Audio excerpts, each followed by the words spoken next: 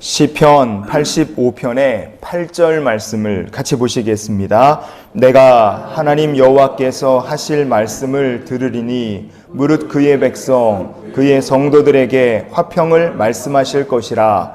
그들은 다시 어리석은 대로 돌아가지 말지로다. 아멘. 이스라엘 백성들의 역사에서 제일 중요한 사건이 바벨론의 포로로 붙들려가고 나라가 망했다가 회복된 사건입니다.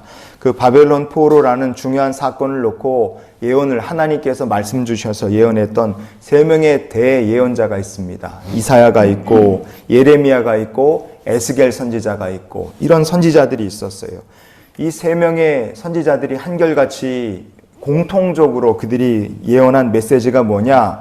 이스라엘 백성들이 바벨론의 포로로 가기는 가지만 그들이 바벨론 땅에서 고향으로 이 가나안 땅으로 다시 돌아오게 되는 것은 그들이 무슨 노력을 하고 애를 써서 능력이 있어서 돌아오는 것이 아니다. 하나님께서 돌아오게 해주신다. 이거를 이 세 명의 대예언자가 한결같이 얘기를 했습니다. 왜 돌아오게 하느냐? 하나님의 백성이 되게 하시려고. 그리고 하나님의 사랑받는 백성이 되게 하시려고 돌아오게 하신다. 이것을 세 예언자가 계속 얘기했어요. 중요한 것은 무엇이냐? 사람들이 이 말씀대로 돌아왔습니다. 어떤 사람들이 돌아왔느냐? 이 말씀을 듣고 믿은 사람들이 돌아왔어요. 하나님의 말씀하신 대로 그대로 된다. 믿은 사람들이 돌아왔습니다. 말씀하신 대로 은혜를 베풀어 주실 것이다. 믿은 사람들이 돌아왔고 하나님 베풀어 주신 은혜 가운데 무너졌던 예루살렘을 다시 회복할 수 있었습니다. 여러분, 우리의 인생을 이 바벨론 포로 갔다가 돌아온 사건에 대입해 보면 우리가 무엇을 알 수 있느냐? 내 인생 내가 결단해서 여기까지 온 게 아니라는 거예요. 내 인생은 내 힘으로 내 능력으로가 아니라 하나님께서 지금까지 권능의 손으로 나의 인생을 붙잡으셨고 하나님 정하신 때 우리의 인생의 방향을 돌리셨기 때문에 우리가 오늘 여기까지 올 수 있었음을 고백하는 성도가 될 수 있기를 원합니다.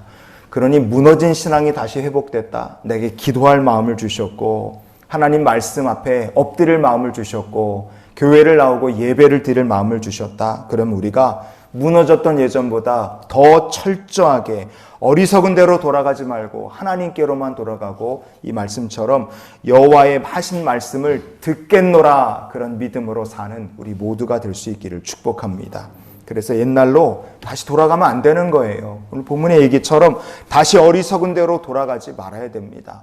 구렁이 담 넘어가듯 슬쩍 그냥 어물쩡 그리고 돌아오는 것이 아니라 아예 확실하게 하나님 말씀을 듣겠노라 그렇게 결단하고 돌아와야 되고 말씀하실 화평의 말씀대로 살겠노라 돌아와야 됩니다. 어리석은 대로가 아니라 하나님 말씀대로 살겠노라 작정하고 돌이키는 주의 백성이 되기를 원합니다.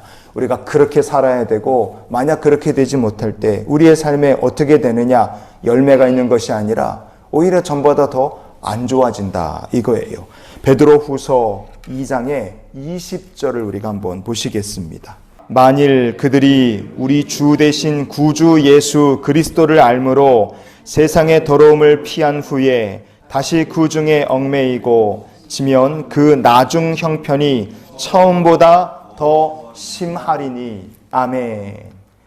예수님을 안다는 것은 세상의 죄악의 더러움 무서운 심판으로부터 피할 수 있다. 그런데 성경은 얘기하죠. 구원의 감격과 기쁨을 가지고 쭉 살아야 될 사람이 예수님을 알았다가 나중에 또다시 세상의 근심, 염려, 죄악에 내 삶을 다시 발을 담그는 거예요. 그럼 어떻게 된다고 성경은 얘기합니까? 오히려 그렇게 되면 나중에 예수 믿기 전보다 그 사람의 형편이 더 심해진다. 그 사람의 마음의 영적 형편이 더 엉망이 되는 겁니다. 교회 다니다가 말았다가 다시 돌아온다. 그러면 그때 돌아올 때는 작정하고 하나님 말씀으로만 살겠다고 우리가 결단해야 되는 거예요. 어리석은 대로 딴 데로 가지 않겠다 결단해야 됩니다. 평생의 세상의 죄악 가운데 살고 염려 근심 가운데 살다가 예수 믿기로 결단했다 그러면 작정하고 돌아와야 되는 거예요. 근데 교회를 다니면서 걱정하고 염려하고 내가 세상에서 예수님 모르던 때로 그냥 똑같이 세상의 죄악에 근심 걱정에 다시 내가 발을 담근다면 교회를 다니고 예배를 드리지만 나의 영적 형편이 전보다 더 무너질 수밖에 없다. 이겁니다. 그래서 예수님께서도 이렇게 얘기하셨어요. 누가복음 11장에 26절 말씀 우리가 이어서 보시겠습니다. 이에 가서 저보다 더 악한 귀신 7을 데리고 들어가서 거하니 그 사람의 나중 형편이 전보다 더 심하게 되느니라. 아멘. 귀신이 있었는데 그 귀신이 하나님의 말씀, 능력 앞에 이렇게 쫓겨났어요. 귀신이 나간 그 자리에 뭐가 들어와야 되느냐? 그 빈자리, 귀신이 차지하고 있었던, 불법 점거를 하고 있었던 그 사람의 마음과 삶에 하나님의 말씀이, 성령이 딱 들어와서 주인이 이제 제대로 돌아와서 자리를 차지해야 되는데 이게 빈 채로 그냥 있는 거예요. 그럼 나중에 어떻게 된다고 얘기를 하시느냐? 예수님 비유죠.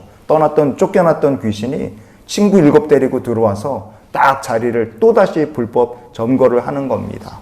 그럼 그 사람의 나중 형편이 오히려 처음보다 못하게 될 거다. 그렇게 예수님 얘기하신 거예요. 여러분, 우리가 내가 예수를 믿는다, 내가 하나님께로 돌이킨다, 그러면 귀신을 쫓아내고 죄악을 쫓아내고 오직 하나님의 말씀으로 살겠습니다. 어리석은 대로 돌아가지 않겠습니다. 결단하고 살아야 되는 거예요. 내 마음의 주인이 하나님이신데 사탄 마귀 염려 근심이 불법 점거하고 있었던 내 마음을 이제 하나님께서 주인 되시고 다시는 사탄 마귀가 얼씬도 못하겠다. 그러고 살아야 되는 거예요. 그런데 잠깐 나갔던 귀신이 또다시 들어와서 주인 노릇을 하기 시작한다. 그럼 그 사람의 영적 형편은 전보다 더 악해지고 더 심해지고 더욱더 괴로움 가운데 무너질 수밖에 없습니다. 여러분, 그래서 우리가 하나님께로 돌이키기를 결단했다면 어리석은 대로 가지 말고 하나님께만 온전히 나아가고 이 마음의 주인이 하나님 되시고 내 귀에 내 마음에 하나님의 음성을 듣겠습니다. 결단하며 사는 우리 모두가 될 수 있기를 축복합니다. 또 하나, 나만이 아니라 내 가족, 친구, 공동체, 이 나라 민족이 하나님께로 돌이킬 수 있게 우리가 기도해야 됩니다. 시편 85편은 총 13절짜리 시예요. 그 중에 절반 정도 해당하는 6절에 우리라는 말이 계속 등장합니다. 한 번이 아니라 우리가 계속 등장해요. 시편 85편의 4절 말씀에 보면 이런 고백을 합니다. 우리 구원의 하나님이여 우리를 돌이키시고 우리에게 향하신 주의 분노를 거두소서. 아멘. 우리가 뭘 기도해야 되느냐? 하나님, 저를 돌이키시고 저를 향한 분노를 거두어 주시옵소서. 이렇게만 기도할 것이 아니라 주여 우리 가족을, 우리 친구들을, 주여 이 공동체를, 나라와 민족을 향한 하나님의 진노와 심판을 돌이키시고 우리의 발걸음을 돌이켜 주시옵소서. 우리가 기도해야 됩니다. 시편 85편의 7절 말씀을 보시면 여호와여 주의 인자하심을 우리에게 보이시며 주의 구원을 우리에게 주소서. 아멘. 우리가 하나님 주의 인자하심을 저에게, 주의 구원을 저에게 주소서. 우리 자신을 위해 당연히 기도해야 돼요. 그러나 작은 공동체지만 가정을 위해서, 친구들을 위해서, 신앙의 공동체와 나라 민족을 위해서 주의 인자하심을 우리에게 보이시고 주의 구원을 우리에게 주소서. 우리가 그렇게 기도하는 것도 잊지 않는 주님의 귀한 백성이 되어야 될 줄 믿습니다. 우리가 고라자손처럼 그래서 이 시대가 어리석은 대로가 아니라 하나님께로만 돌이킬 수 있도록 우리가 주의 구원을 볼 수 있게 기도하며 살아야 됩니다. 이유는 간단합니다. 지금 이 시대가 하나님께로 돌이키지를 못하고 있기 때문에 그래요. 2026년도 5월 8일 노컷 뉴스 얼마 안 됐습니다. 20대 남성의, 대한민국 20대 남성의 복음화율이 3%라는 기사가 났어요. 우리나라에 사는 20대 남성의 복음화율은 3%. 100명이면 그 중에 교회 다니는 젊은 청년은 3명밖에 없다는 뜻입니다. 여러분, 이 3명은 어떤 사람들일까요? 목사님 아들, 장로님 아들, 권사님 아들 중에서도 교회 안 다니는 사람이 있다는 뜻이에요. 20대 부모들 중에 교회 다니는 사람이 적어도 20%, 30%는 넘을 겁니다. 그럼 그대로만 내려와도 20대 복음화율은 20%는 아무리 못해도 10%는 넘어야 돼요. 근데 3%라는 게 무슨 뜻이겠습니까? 정말로 교회 다니는 청년들이 희귀한 때라는 거예요. 한국교회가 진짜 많은 선교사님들을 해외에 파송합니다. 해외 선교 많이 해요. 우리 교회도 일본 선교하겠다, 필리핀 선교한다, 그러기에 하지 않습니까? 근데 지금은 등잔 밑이 어둡다는 얘기가 딱 맞아요.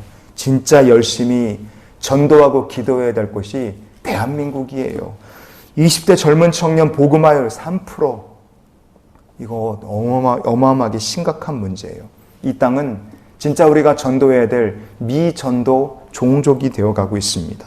우리가 그래서 이런 기도로 오늘을 살았으면 좋겠습니다. 주님, 우리가 주님께로 온전히 돌이키게 하여 주시옵소서.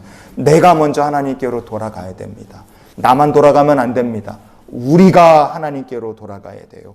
주의 구원을 우리가 함께 받아야 됩니다. 여러분의 친구, 자녀, 가족의 구원을 위해, 이 나라와 이 민족의 영원 구원을 위해 고라 자손들이 그랬던 것처럼 우리에게 주의 구원을 주소서 기도할 수 있는 주의 백성들이 되시기를 예수님의 이름으로 축원을 드립니다.